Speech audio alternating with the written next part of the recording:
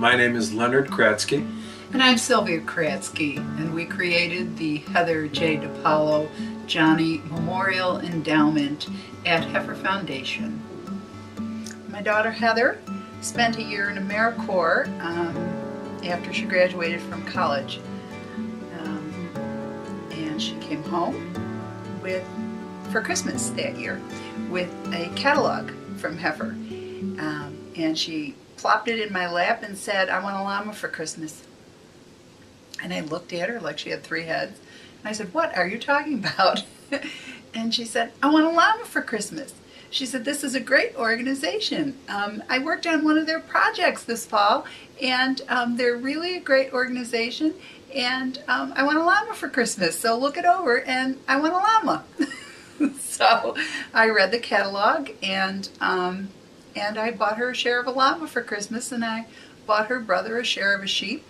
And every year for Christmas, the kids received a share of an animal. And in 2002, Heather died. She subsequently went on to become a wildland firefighter. And she died in the line of duty while fighting a wildfire in Northern California.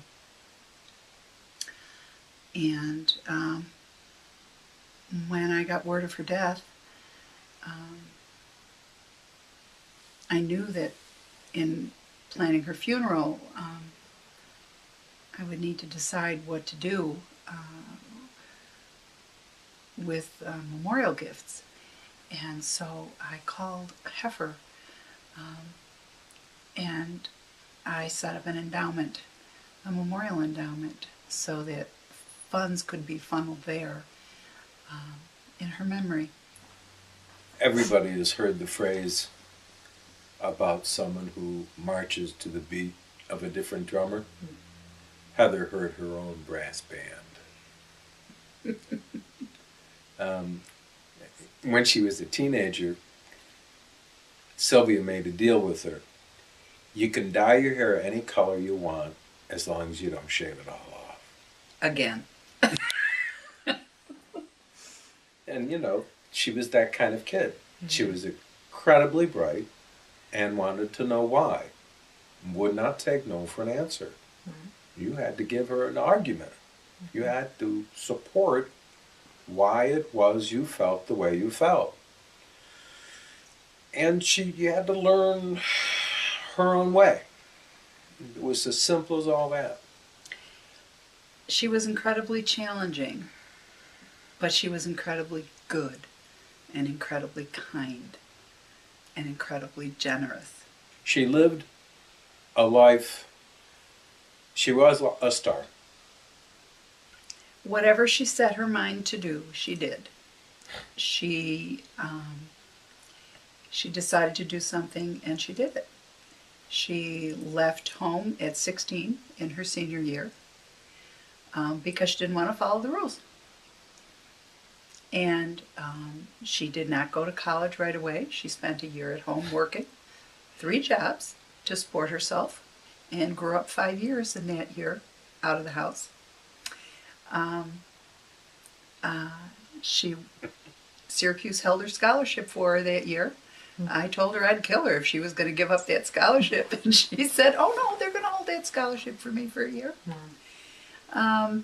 And she finished school actually in 3.5 years, which is what allowed her to actually get enough credits to get 2 degrees.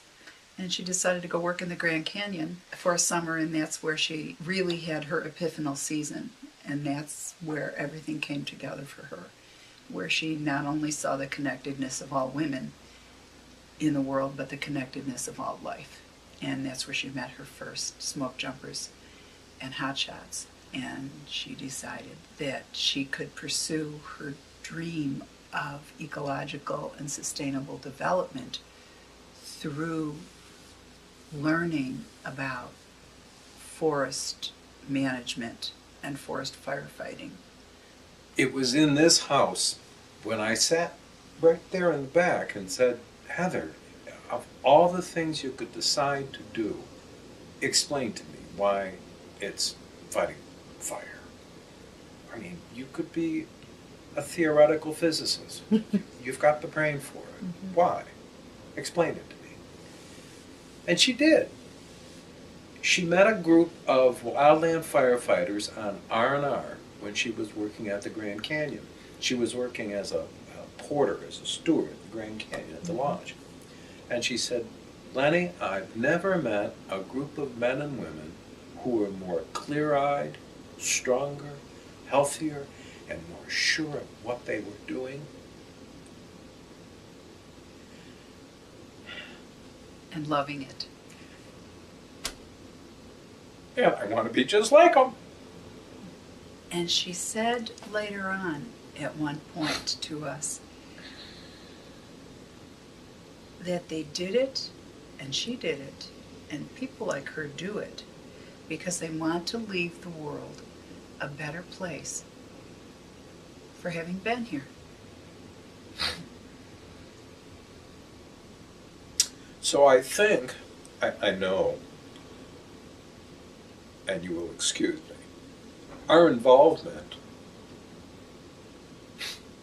with Heifer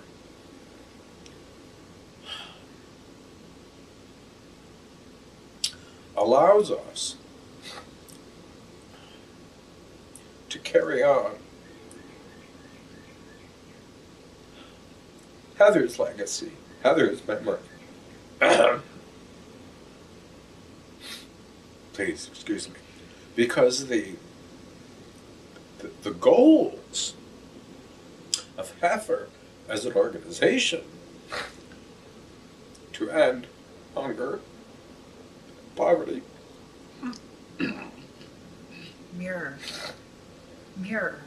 Heather's ultimate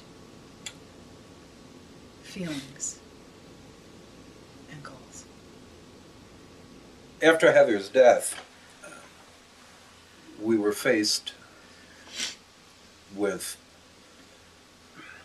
money that flows from the government when someone who's in public service dies. It's called the Public Service Officers Benefit Award.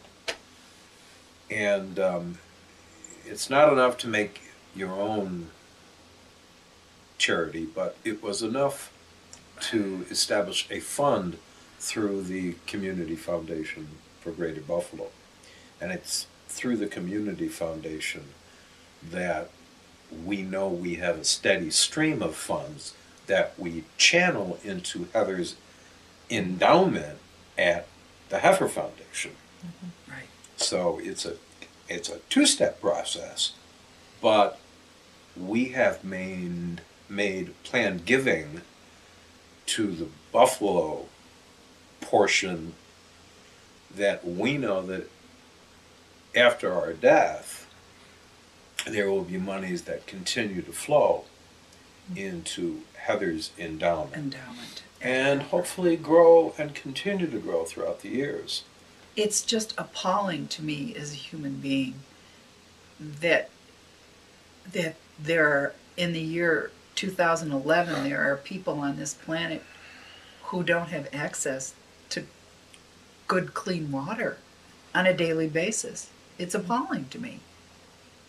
It's appalling to me that